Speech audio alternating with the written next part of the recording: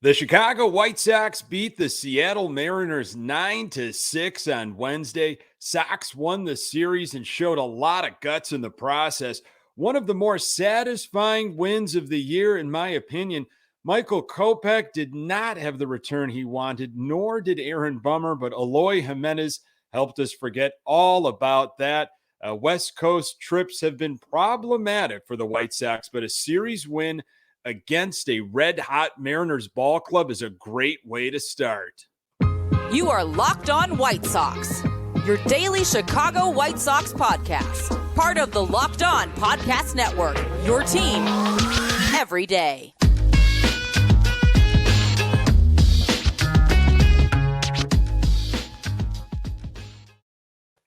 Hey, Sox fans, welcome to Locked On White Sox. Thank you for making Locked On White Sox your first listen each and every day. We're free and available on all platforms. Follow us on Twitter and Instagram at Locked On Sox. Also, subscribe to our YouTube channel. Just search Locked On White Sox. Today's episode is brought to you by Vroom. With Vroom, you can buy a car entirely online and have it delivered straight to you so you never have to go to a dealership again. So next time you need to buy a car, just grab your phone, go to vroom.com and check out thousands of great cars. Hey, I'm your host, Nick Morawski, a lifelong diehard Chicago White Sox fan, recording this podcast just blocks from the ballpark in beautiful Bridgeport. You can find me on Twitter at Nick_GGTV. Really appreciate you letting me steal some of your time to talk White Sox. Locked On White Sox is part of the Locked On Podcast Network, your team every day. Michael Kopech made his return, and the defense did not make things easy for him. White Sox offense battled to erase an ugly start, and the Miguel Cairo-led White Sox pulled off one of the best wins of the season. State of the White Sox, 69-68, still chasing the Cleveland Guardians, of course, in the AL Central. There are 25 games left in the season. Sox beat the Mariners Wednesday afternoon, 9-6. White Sox won the series. I got to say, Wednesday's win, one of the most rewarding, satisfying games of the season. I have talked about how this team seems completely different with regards to the energy and attitude side of things since Miguel Cairo has taken over.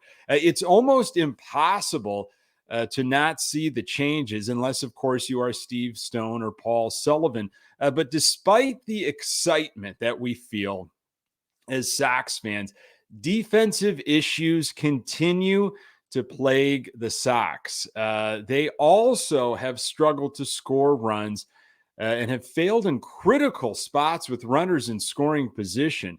Definitely saw that in Tuesday's loss. But on Wednesday, the Sox managed to erase a 4-run deficit against a very difficult pitcher. Sox also overcame some of their own defensive issues and bullpen problems to beat a tough Seattle Mariners ball club. Very, very satisfied with how the Sox battled back and how they were able to tack on some critical insurance runs late in the game. Wednesday's 9-6 win, that game was, if you missed it, and you didn't watch it live, but you kind of knew what happened, saw the score, saw the final, all that stuff, you would go back and watch that game. And if you watched it live, you'd probably go back and watch it again. At least I would, even through all of the bad stuff, because you know what is going to happen at the end. The Sox, they struggle on the West Coast. They have for years. This was such a satisfying series win. A couple things I had, kind of noticed, and I know there's a lot of folks that picked up on this, the defensive struggles. Andrus, he made a play, tried to make a play, running out to the third base line, popped out of his glove, went into foul territory. Okay, maybe it was Moncada's ball. Moncada's got these leg issues. We'll talk more about it later in this episode. But other than that, Elvis Andrus has played solid, smart defense at shortstop. What do you do when Tim Anderson comes back? Is it a foregone conclusion? He goes right to shortstop, and then maybe you try to slide Elvis Andrus to second, or do you keep Elvis at shortstop? See maybe if Tim Anderson can play second base, easier throw from second. We know how Tim Anderson can sometimes make it problematic for Jose Abreu at first base, but aside from that, there's a lot of question marks at the second base spot after this season in the offseason, and there has been forever. I officially became a season ticket holder in the 2017 season, and I think every year since then, I feel like there's been a different second baseman on opening day. We thought we had things answered with Nick Madrigal. I don't see Harrison. I don't see why you would keep him around. He had some issues again on Wednesday. You've got Danny Mendick. He was in the booth on Tuesday talking to Gordon and Benetti. He was having one heck of a year before he got hurt. So Mendick maybe is a possibility. Romy Gonzalez. You got Sosa, of course, that we've seen just a little bit from. It just seems like every off season, it's got to address second base, got to address right field, DH. These are things we'll definitely be talking on this podcast in the off season. I don't know. The typical Sox thing is to just, go with in-house situations. They're not going to spend the money. The money is tied up in a lot of other ways, which we'll also be discussing. But again, with Harrison's miscues on Wednesday, just got me thinking more and more about what needs to happen at second base. Mariners, they're a hungry team. It is well documented. They have not been to the postseason in 20 years, 21 years. And they're leading the wild card right now. They're playing some really good baseball. They've got some power. They've got pitching for sure, not just starters, but also bullpen. I can't help watching a White Sox Seattle Mariners series and not think of that series in the year 2000. If you're of a certain age, that White Sox team in 2000, they were a fun team to watch.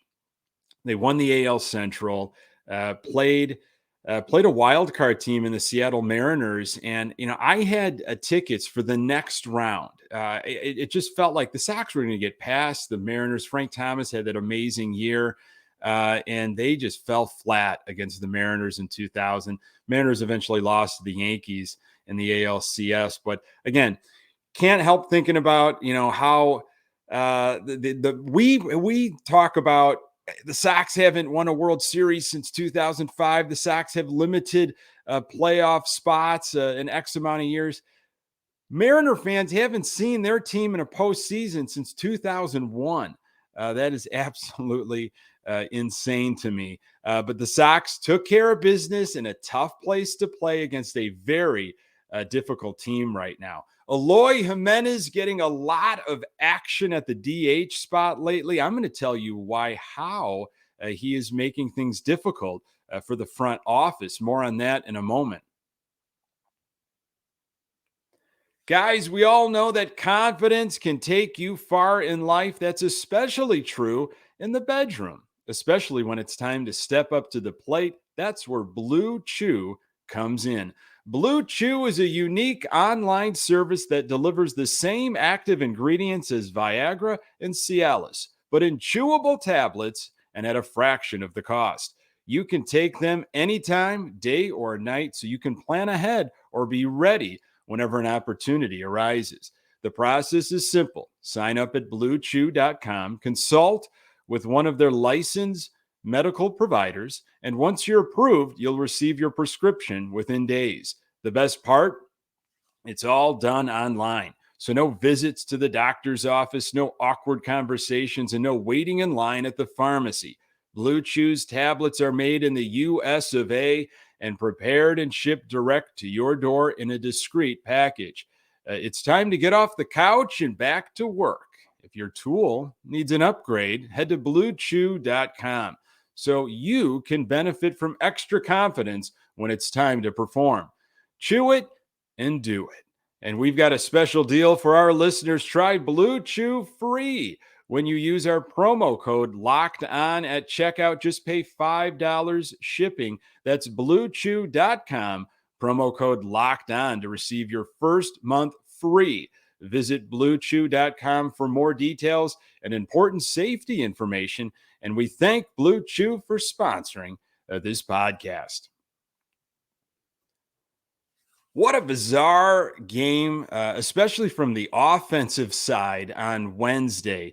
Seattle Mariners had Luis Castillo going on the hill. He was a pickup at the trade deadline from the Cincinnati Reds. Tough pitcher, tons of movement and action on his fastball. Castillo struck out the first 6 batters he faced. And then in the 3rd inning, A.J. Pollock struck out to lead off the inning. So the first 7 White Sox hitters struck out. Excellent movement, mixing things up and down very nicely. Josh Harrison finally broke the strikeout streak and grounded out to shortstop in the 3rd. 4th inning, the Sox were in a 4-0 hole at this point. Castillo, he looked locked in. So, really just one at bat at a time, maybe, get a runner on, maybe there can be a bloop and a blast. Andros led things off with a walk, first White Sox base runner there in the 4th. And then Eloy Jimenez, again, in the DH spot, blasted a 2-run home run to cut the lead in half. Jimenez for DH in 2023. What do you think? He has been in that DH spot quite a bit. It's interesting. They are not putting him in left field. The injuries continue to pile up for him. Let's limit that. You are on this team for your bat. We got a lot of guys like that. There's going to be some difficult decisions this offseason by the front office with guys that can potentially play outfield, but they also can be a DH. Are you going to have a platoon? Are you going to go with one guy? We shall see. But Jimenez is making things very difficult on the front office. He is having an outstanding second half to this season. Continued it on Wednesday. 6th inning. This is where things got really interesting for the White Sox. It has been a while since the White Sox flipped the script on a starting pitcher, and you got to see it in action come to life in the 6th inning on Wednesday. Sox had 1 hit coming into the inning. It was just that Eloy Jimenez, a 2-run home run. Sox had something going early. Zavala and Elvis got on. Elvis with a bunt single. Not a bad decision at that spot in the game against a very tough pitcher. The 3rd baseman was back. Why not? So you got runners at 1st and 2nd with nobody out. Moncada, unfortunately, could not have a productive at-bat. He flew out to short right field. But Abreu comes through, punches one past the 2nd baseman. Zavala came around to score. Jose Abreu has not had the power this year. His numbers have not been where we traditionally see them, but he still has the ability to get those hits. Again, another difficult decision for this front office. What do you do with Jose Abreu? His contract's up at the end of this year. Again, something we'll definitely be getting into as the offseason approaches. So Eloy Jimenez then comes through once again, a double down the 3rd base line. Sox tied it up. Gavin Sheets with a sac fly, and the Sox took the lead 5-4. Castillo was on cruise control. Amazing how things can unravel. Andrew Vaughn crushes a double to tack on another run, and Castillo is knocked out of the game in the 6th inning. 6-4 Sox. When everything was said and done. 8th inning, Eloy had his 3rd hit of the game. Garcia was a pinch runner. He stole 2nd. Wild throw gets him to 3rd. Only 1 out. Gavin Sheets drives home Leury Garcia with a bouncer to shortstop.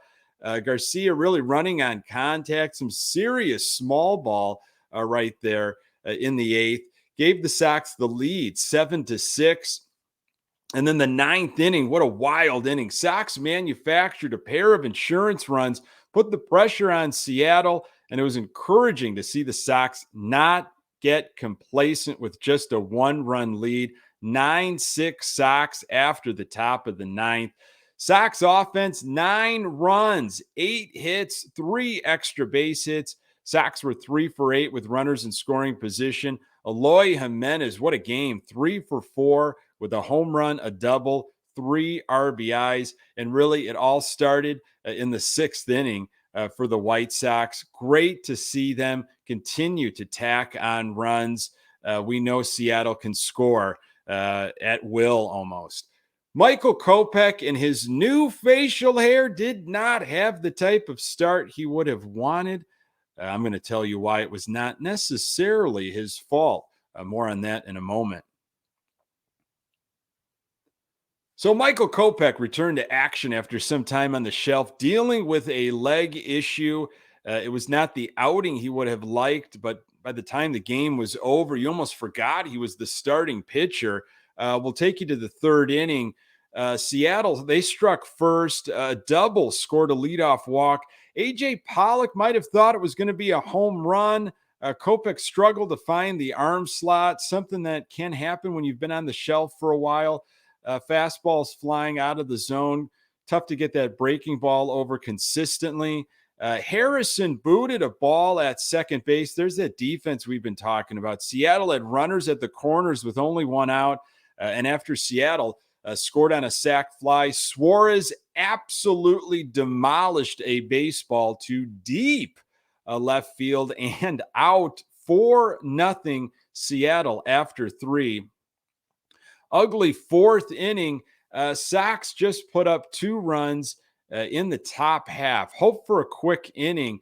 Let the Sox get back at it. 2 quick groundouts. Then Harrison once again bobbles the ball, extends the inning. More pitches on Kopech's arm. Andrus can't catch a ball down the third base line. It popped out of his glove. That's where I thought maybe Moncada could have had that, but he's got these leg issues, so he couldn't help out there. Cairo pulls Kopech after all of that. Ruiz comes in. Kopech, he looked livid. These Sox pitchers, I feel like they have to be so fine and so perfect because they are concerned about what's behind them defensively. And again, like we discussed, there has been a resurgence of attitude, of energy, but there's still these defensive miscues. Thankfully, the Sox were able to overcome them on Wednesday. Ruiz came in, though. He walked the first person he faced, went from 2 outs with nobody on to bases loaded with 2 outs. And after all of that, Seattle does not score. It was still a 4-2 game. Kopech's final line, 3 2/3 of an inning, 4 hits, 4 earned runs, a couple of walks, 4 strikeouts. He threw 74 pitches and has got an ERA 3.78. 5th inning, Ruiz stayed in.